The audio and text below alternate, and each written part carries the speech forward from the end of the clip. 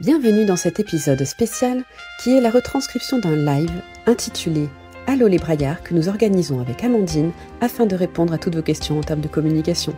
Je vous souhaite une très belle écoute. Déjà, pour savoir qu'est-ce qu'on peut poster sur les réseaux, il faut connaître les types de posts. En fait, ça revient toujours un petit peu à ce qu'on a dit la dernière fois avec Amandine. Si on connaît bien son terrain de jeu, c'est ce qui permet après de gagner en aisance et en confiance.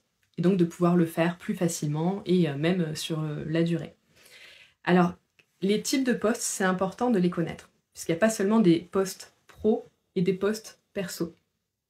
En fait, dans les posts qu'on appelle à la rigueur perso, moi je vais appeler ça des posts à notoriété ou des posts à visibilité. C'est-à-dire que quand on crée un post où l'on parle de choses qui sont plus personnelles, ce sont des posts qui sont destinés à être vus par un maximum de personnes. Alors aujourd'hui, je vais vous aborder brièvement la méthode NEC, N-E-C. C'est une méthode que l'on enseigne dans notre formation de manière beaucoup plus poussée, mais je vais quand même essayer aujourd'hui de vous faire un petit résumé pour essayer de me comprendre. Donc la méthode NEC, c'est un petit peu comme un entonnoir. En fait, dans la communication, on parle parfois de tunnels de vente, de funnels, etc. Le principe, c'est d'attirer suffisamment de monde et ensuite le faire passer dans un entonnoir, c'est-à-dire de qualifier une audience et d'avoir une rétention à chaque étape pour que, par exemple, s'il y a 100 personnes qui viennent dans votre audience, vous ayez une petite rétention au fur et à mesure qui fait que, je passe sur 100 personnes, à la fin, vous avez 5 personnes qui signent un contrat. Et pour ça, il y a plusieurs étapes à passer. C'est pour ça qu'on appelle ça un tunnel de vente ou un entonnoir. Et donc, la méthode NEC, ça consiste à prendre en compte ça avec différents types de posts. Donc, en haut de l'entonnoir, donc là où on attire le plus de monde possible, où il faut être le plus visible possible, on crée donc dans cette partie-là des posts à notoriété. Donc les posts à notoriété, c'est ce qu'on appelle un peu vulgairement les posts justement personnels. Donc là-dedans, on va pouvoir retrouver tous les posts où on va parler des coulisses par exemple. Des coulisses des coulisses de notre formation, des coulisses de, par exemple si on a une pâtisserie, donc comment ça se passe, les backstage. Ça va être aussi nos ambitions, ce qu'on projette de faire. Les échecs passés, les victoires. En fait, ça va être tous les sujets personnels qui ont aidé à construire la personne que l'on est aujourd'hui, ou qui ont aidé à construire le business que l'on a monté aujourd'hui, ou alors ce qui va l'amener à un certain endroit. En fait, c'est ce qu'on appelle vulgairement les posts personnels, qui sont vraiment en haut de cet entonnoir pour être visibles par le plus grand nombre. Donc ça, c'est, j'ai envie de dire, on peut le faire de manière un peu illimitée, puisque quand les personnes viennent sur les réseaux, même si ce sont des pros, ils souhaitent quand même se divertir. Donc le divertissement, ça va pas être quand on arrive sur le compte de quelqu'un, ma super offre, voici tel prix pour telle promo, etc. etc. Regardez comme on a tel diplôme, telle expertise. En fait, ces postes-là, ce sont des postes plutôt à conversion, j'y reviendrai, mais c'est pas ce qu'on souhaite voir quand on se met sur les réseaux. Même un professionnel, quand il s'arrête manger son bout de sandwich et qu'il regarde son smartphone, qu'il regarde Instagram, il n'a pas envie de regarder la super promo, le super truc, le super diplôme. En fait, tout ce qu'il veut voir, c'est ok, mais qu'est-ce qui le motive, cet entrepreneur? Qu'est-ce qui a fait que cette entreprise, je peux lui faire confiance? Est-ce qu'elle est passionnée par ce qu'elle fait? Où est-ce qu'elle compte aller? Est-ce qu'elle compte aller loin? Donc est-ce qu'elle va être durable dans le temps? Donc, en fait, c'est toutes ces questions-là où on aime trouver en tout cas ce genre de réponse. Et c'est ce qui fait que ces posts sont des posts à visibilité, donc à notoriété. Donc n'hésitez pas, pareil là, c'est un petit peu le domaine dans lequel j'ai des questions parfois de oui, mais du coup, est-ce que c'est trop personnel, ce genre de sujet? Donc si vous vous demandez dans ce genre de post, qu'est-ce qu'on peut faire ou non? Donc vous n'hésitez pas, vous m'écrivez en commentaire, par exemple, moi j'aimerais parler de telle chose, est-ce que ça se fait pas? Alors la question qu'on me pose parfois, c'est est-ce que vraiment faut poster le chat, l'enfant, la pizza? Parce que ça, ce sont des sujets qu'on voit. En fait, on sait que ce sont des sujets de buzz, mais est-ce qu'on a envie de faire des sujets de buzz? Alors, Il n'y a pas de bonne ou de mauvaise réponse. Il y a surtout, il faut voir où est-ce que vous voulez vous situer. Si vous êtes plutôt dans le domaine de l'influence, oui, bah, postez tout ce qui est de votre vie perso si vous le souhaitez. De toute manière, quand on est influenceur, voilà, la limite, elle est beaucoup moins marquée.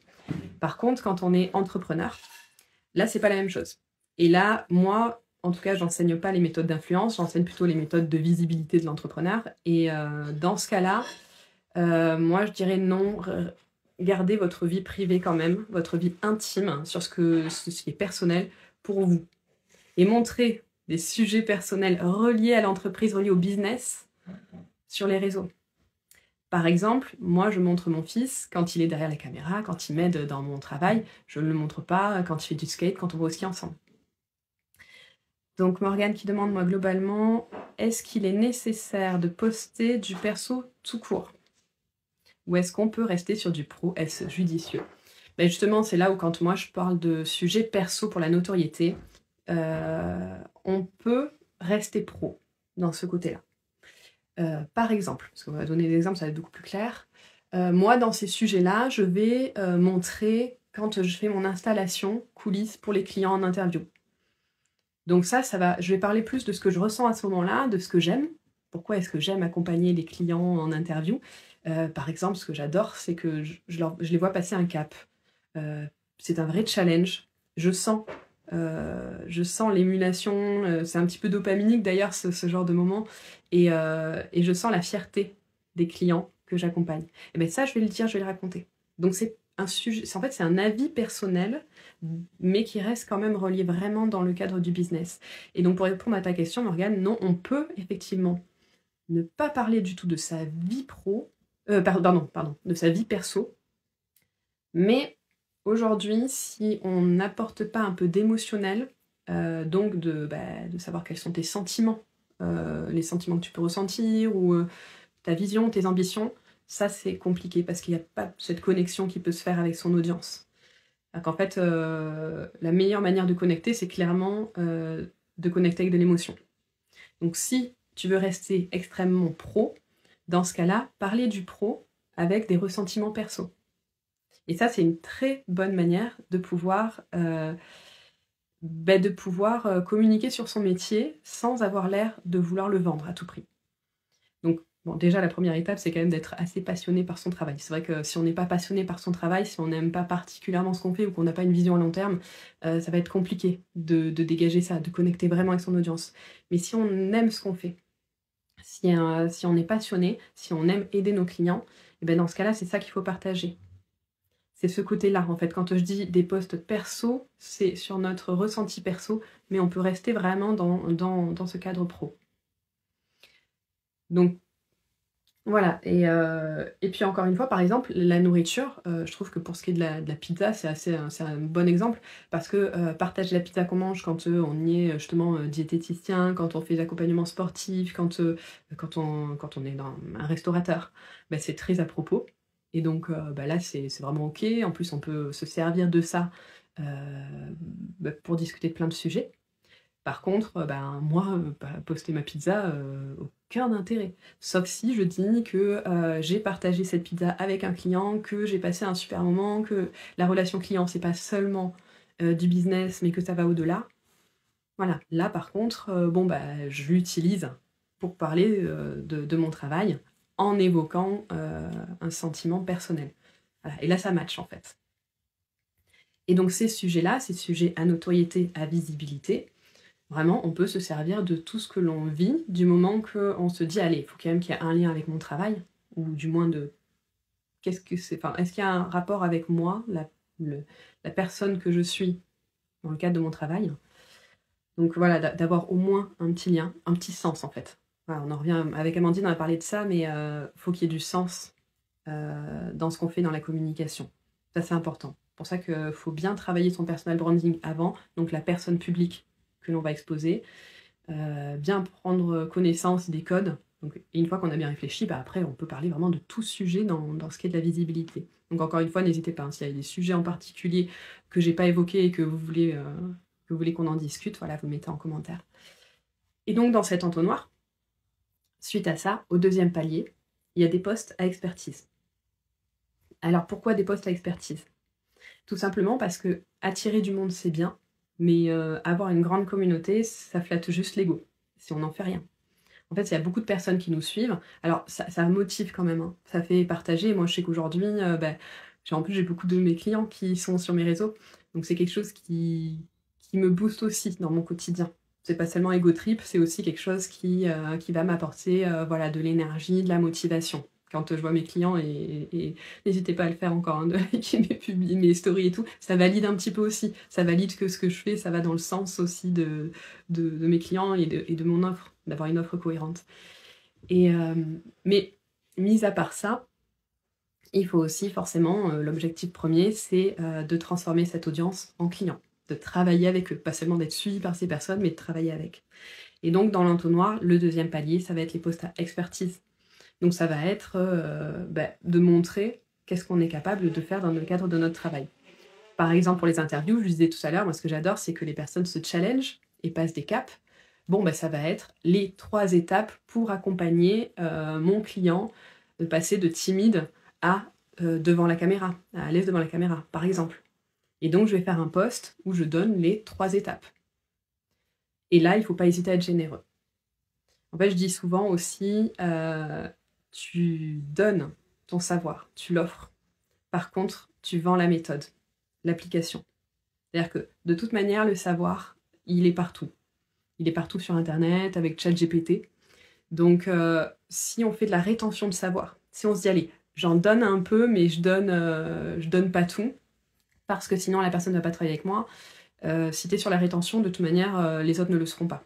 Ou la personne va pouvoir aller voir ailleurs directement et chercher toutes les informations qu'elle souhaite. Donc, il faut être généreux sur la connaissance. Et par contre, si la personne sait qu'on a beaucoup de connaissances, ça va peut-être avoir envie de travailler avec toi pour la mettre en application. C'est bien beau de savoir comment faire, mais parfois on n'a pas le temps, on n'a pas l'énergie, c'est quand même flou. De l'adapter à soi, parfois c'est compliqué. Donc même si on sait comment faire, que quelqu'un le fasse avec nous, c'est ce qui va motiver tout simplement l'achat, quoi. Ce qui va motiver à travailler avec quelqu'un. Donc c'est pour ça que ce deuxième palier, il est important, c'est pour montrer son expertise, pour donner envie de travailler avec nous. Mais c'est aussi un filtre à l'audience. Justement, quand on a attiré beaucoup de monde dans son audience, c'est bien, mais il y a peut-être des personnes qui vont jamais travailler avec vous. Et qui vont être peut-être de passage, qui vont être des touristes. Donc il y a aussi ça, c'est que de parler de son expertise, ça permet un petit peu de faire le tri dans toute cette audience et de se dire, au moins on va continuer notre aventure professionnelle avec des personnes qualifiées, des personnes qui ont vraiment un intérêt à lire et partager le contenu que vous créez. Et ça, c'est vraiment le deuxième palier de l'expertise. Donc ça peut être, comme j'ai dit, les 3 étapes pour passer de ça à ça. Ça peut être des témoignages clients aussi. Ça peut être, j'ai accompagné Valérie à passer enfin, même pas à passer, parce qu'on va pas reprendre la même chose, mais j'ai accompagné Valérie qui était démotivée par la communication. Et à l'issue de mon accompagnement, elle a repris goût, elle était remotivée, et elle est repartie sur un calendrier éditorial de 1 année, par exemple. Et ça, j'explique dans mon post le retour qu'a pu faire Valérie, avec idéalement un screen de son avis. Ça, c'est un post à expertise aussi. Voilà, tout ce qui va pouvoir montrer ce que vous allez pouvoir apporter à vos clients. Donc ça, c'est vraiment important, c'est le deuxième palier de l'entonnoir. Et puis forcément, le tout dernier, celui qui arrive à la fin, c'est le post à conversion. Et les posts à conversion, c'est celui qu'il faut faire vraiment avec parcimonie. Donc c'est-à-dire qu'on peut pas... la notoriété, comme je l'ai dit tout à l'heure, on peut en faire vraiment un peu à l'infini, des sujets qui parlent personnellement. Et la conversion, il faut en faire pas souvent, c'est celui qui dit clairement « voici mon offre » en gros. C'est le lancement de mon offre, c'est voici le prix pour ce que je fais, voici mon accompagnement, je suis Coralie et moi j'ai lancé ma formation Fort Braillard qui est à 490 € au lieu de 1100 € pour janvier. Là je suis en train de faire une conversion d'ailleurs. Il n'y a que 15 places disponibles, il y en a quelques-unes qui restent encore, donc n'hésitez pas, c'est maintenant qu'il faut prendre votre place. C'est vrai en plus ce que je raconte. Mais voilà, ça c'est un post à conversion. Moi j'en ai fait un il n'y a pas longtemps sur ma page. Bon là je mets clairement 490 € au lieu de 1100 €. Et puis ça permet aux personnes qui me suivent de se dire, bon ok, alors Coralie, j'aime bien sa personnalité, j'aime bien ses valeurs, par exemple, pour ceux qui sont restés, hein, ceux qui n'ont pas aimé mes valeurs, ceux qui n'ont pas aimé qui je suis, bah du coup ils sont partis, au final, ils sont pas restés. S'il y a des personnes qui restent, eh ben, elles se disent tout simplement, bon bah j'aime bien ses valeurs, j'aime bien ce qu'elle vit, j'aime bien quand même raconter ses coulisses, etc. Ok, le premier palier, il est coché. Le deuxième, c'est bon, bah en plus, voilà, elle connaît bien son métier, le métier de l'interview, bah du coup, elle peut vraiment m'accompagner parce que bah, moi, effectivement, j'ai peur dans la caméra, et puis je sais pas quoi raconter, je connais pas les codes des réseaux. Donc Coralie m'a expliqué dans ses posts à conversion que elle savait faire. Et puis, bon là, je vous mélange à la fois la formation Fort Boyard et les interviews, hein, mais bon. Et le dernier, bah, c'est ok, donc tout ça, c'est ok, et comment elle peut m'accompagner concrètement? Bon ben concrètement, je vais faire ce post. Concrètement, inscris-toi à ma formation. Et pendant un mois, je t'apprends toutes les méthodes pas à pas avec Amandine pour que tu puisses attirer les bons clients sans prospecter. Ou alors, ça serait l'interview. Ben, concrètement, tu prends rendez-vous avec moi, on se voit pendant 1 heure. Ensuite, pendant 40 minutes, tu passes devant la caméra et je te livre des shorts prêts à poster. Ah, ça, c'est les posts à conversion. Ce qu'il faut surtout pas faire, c'est se dire ces posts-là, c'est bien parce que ça montre bien ce qu'on fait. Ben, du coup, je fais que ça. Si vous faites que ça, bah vous êtes, moi je serais une femme sandwich en fait si je fais ça. C'est-à-dire que les personnes qui ont commencé à me suivre parce que elles ont vu que c'était sympa, les coulisses par exemple d'une interview, bon bah elle va me bombarder de ces offres.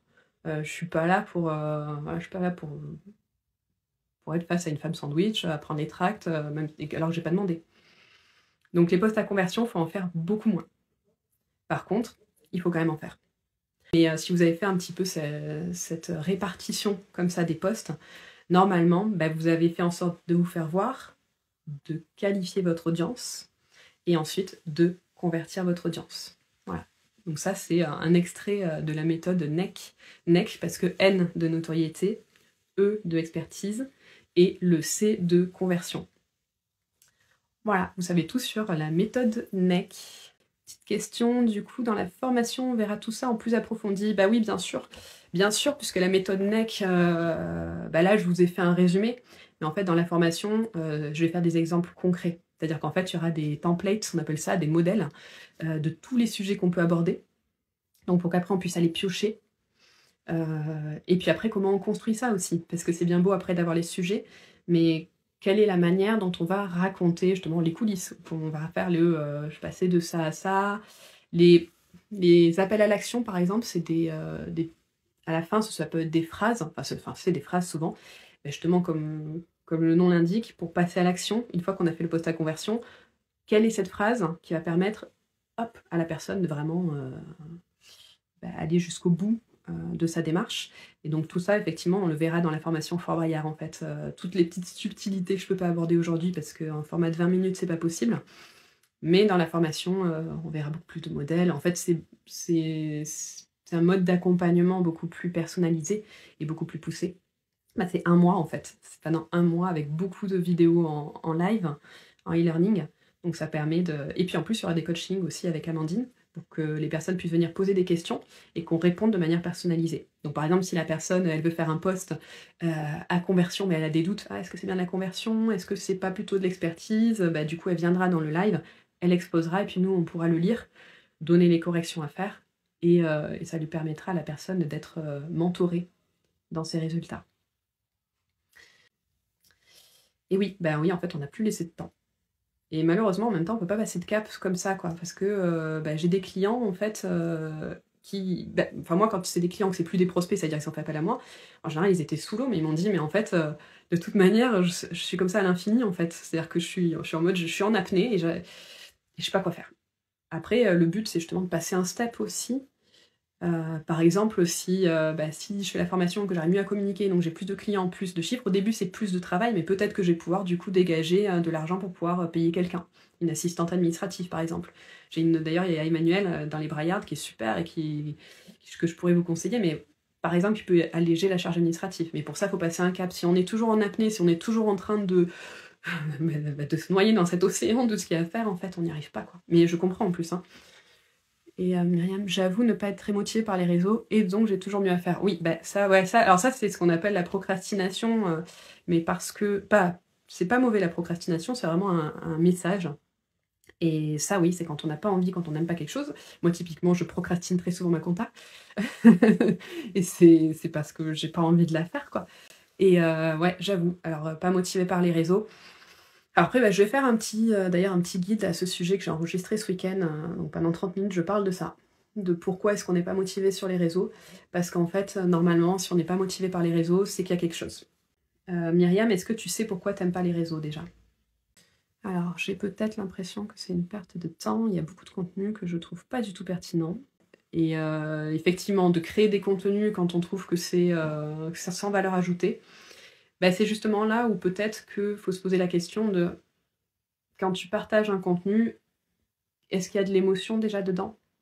Par exemple, Myriam, toi, bah, alors je sais pas si tu fais toujours des sacs. Est-ce que tu fais toujours de la couture, des sacs Ah oui, à fond. Donc ça, c'est à fond. Je pense que c'est pour les sacs, donc la couture, etc. Donc Myriam qui fait donc, enfin qui conçoit des sacs avec des chutes, enfin, des chutes, des anciens habits, etc. hein.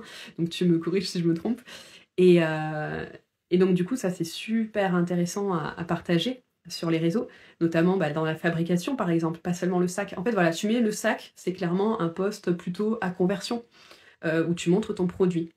Mais si par contre tu montres bah, tous tes patrons, de quoi tu pars, à où est-ce que tu arrives, par exemple bah, pour faire cette petite poche, je suis obligée d'utiliser ce tissu, de le faire de telle manière, il faut penser de l'autre côté, bah, du coup qu'est-ce qu'il va y avoir, parce qu'est-ce qu'il est déchirable, pas déchirable, et du coup tu vas montrer un petit peu toutes les difficultés que tu rencontres, et puis comment est-ce que tu arrives de ça qui est une matière qui est dévalorisée, à la revaloriser dans un sac par exemple. Tu peux montrer aussi vraiment quand tu couds, c'est super sympa, ça, on adore voir des choses qui passent de défaites, de sales à toutes propres, finies. Et c'est plus ça. Et ça, tu peux pas dire que c'est inintéressant parce qu'on aime voir ça, on aime voir les choses. Bah, même les pâtissiers, moi je regarde très souvent ça, des gâteaux qui se fabriquent comme ça en chocolat et tout, mais je ne sais pas pourquoi, on aime ça, on aime voir les coulisses, les choses qui se fabriquent comme ça sous nos yeux. Et ça prend un temps énorme, c'est dur d'être devant et derrière la caméra. Ouais, le mieux c'est en fait d'optimiser ton temps quand tu le fais. En fait, quand tu fais les choses, surtout toi si tu as un atelier par exemple, bah, c'est d'avoir directement un trépied. Bah ouais, Morgane, on aime voir les coulisses, c'est clair, moi j'adore aussi. Et donc par exemple, si tu as un trépied que tu achètes spécialement pour ça, qui est toujours un petit peu à la même place par exemple, bah, en fait quand tu vas faire ton truc, bah, tant qu'à faire, t'enclenches. Hop, t'enclenches, quelques secondes. En fait, quelques secondes, tu sais, tu fais juste comme ça, tu fais ton geste, tu l'arrêtes, tu finis ton taf, et puis au bout d'un moment, tu te poses 5 minutes, bon bah hop, sur CapCut, c'est le logiciel de montage, juste tu rajoutes un petit texte. Et tu rajoutes ouais, ce que tu as envie de dire à ce moment-là, de partager. Par exemple, bah, pourquoi est-ce que tu aimes ton métier, où est-ce que tu veux aller, et juste une petite phrase, paf. Très simple. Moi, je dis, vaut mieux avoir plein de petits contenus avec des petites idées, quitte à ce que ce soit pas hyper bien fini, hyper bien tout propre, plutôt que un gros contenu qui a passé, où on a passé 3 heures et en fait on le fait une fois mais on est découragé. Justement, si t'es découragé, c'est parce que peut-être que tu as fait des posts qui te prenaient beaucoup trop de temps. Peut-être que tu avais déjà fait des posts où tu détourais tes sacs, tu les mettais sur un fond, tu mettais ton logo, tu mettais des trucs. Ça prend trop de temps. Donc en fait, des fois une photo, hein, des fois faire un shooting photo, tu fais un shooting photo de toi, de tes sacs, de ton atelier, plein. Une fois tu le fais, t'en as 30 dans un dossier. Et ensuite, quand tu penses à des idées, hop, tu le notes vite fait sur un petit calepin, sur un bloc-notes de ton appareil, à chaque fois que ça vient. Et quand tu veux te poster un truc, bah, t'as plus qu'à prendre le sujet qui t'avait inspiré, à prendre une photo que t'avais dans ta banque, enfin dans ton dossier, quoi, dans ton dossier photo, et puis tu le mets. Une photo, une idée. Super simple. Et en fait, ça, tu le fais de manière dégainer rapidement, sans se dire qu'il faut que ce soit parfait. Justement, dis-toi, tes clients sont pas là. Ils sont pas sur les réseaux. Ça peut t'encourager. Après, il y aura forcément tes prospects, c'est intéressant de quand même faire des posts où on met du cœur, mais sur Instagram, déjà, les textes sont moins importants que sur LinkedIn. Moi, je parle beaucoup de textes sur LinkedIn. Les textes sont extrêmement importants. Sur Instagram, non. Ce qu'on veut voir, c'est bien sûr tes réalisations, mais on veut voir ton atelier aussi, et on veut te voir toi. Alors du coup, bah, pour te voir toi, si t'aimes pas prendre des photos, par contre, bah, ça, il y a plein d'astuces. Mais ça, pareil, là, je suis plus du tout dans le timing, voilà. J'ai totalement dépassé. Ok, top. Bah, merci beaucoup. Et puis, du coup, je vous dis à la semaine prochaine pour comment dégainer un post flash. Et puis, si vous voulez des renseignements sur ma formation Fort Braillard qui se passe en janvier, n'hésitez pas, puisqu'il n'y a que 15 places. Et puis, ce sera peut-être la seule édition qu'on fera dans l'année. Voilà, merci encore. Et puis, ciao, ciao. Merci d'avoir écouté notre épisode Allô les Braillards. Si vous voulez apprendre à attirer des bons clients sans prospecter, vous pouvez vous rendre à l'adresse www.fort-braillard.fr pour découvrir le programme de notre formation. Je vous dis à très vite pour un prochain épisode.